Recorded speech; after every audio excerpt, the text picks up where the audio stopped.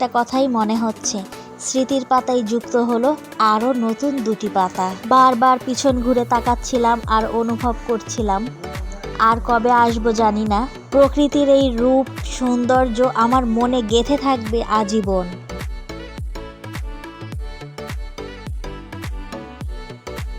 আপনারাও চাইলে সারা বছরই সাদা পাথরে ঘুরতে যেতে পারেন, তবে বর্ষার মৌসুমে এই স্থানের সৌন্দর্য নাকি কয়েক হাজার গুণ বৃদ্ধি পায়।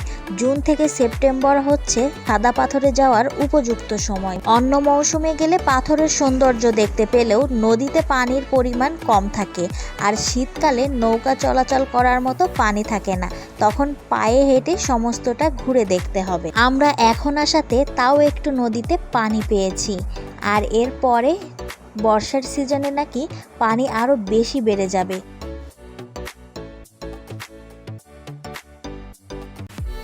চলুন আপনাদেরকে বিদায় জানাচ্ছি সিলেটের কোম্পানিগঞ্জ উপজেলার ভোলাগঞ্জ 0 পয়েন্ট বা সাদা পাথর থেকে।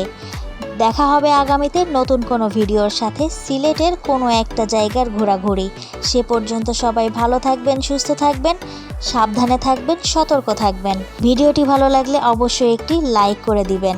ভিডিওতে থাকা ভুল ত্রুটিগুলো কমেন্ট করে জানিয়ে দেবেন। আপনাদের ওই সুন্দর সুন্দর কমেন্টগুলো আমাকে আগামীতে নতুন করে ভিডিও বানাতে উৎসাহ ও অনুপ্রেরণা যোগায়। চলে এসেছি নদীর ঘাটে, এখান থেকে যাত্রা সিলেটের কোনো একটা সৌন্দর্যমণ্ডিত সবুজে ঘেরা চা বাগান আর সিলেটেরই আর একটা জনপ্রিয় পর্যটনের স্পট রাতারগুল। দেখা হচ্ছে আগামী ভিডিওতে। আইসক্রিম খেতে খেতে বিদায় নিচ্ছি।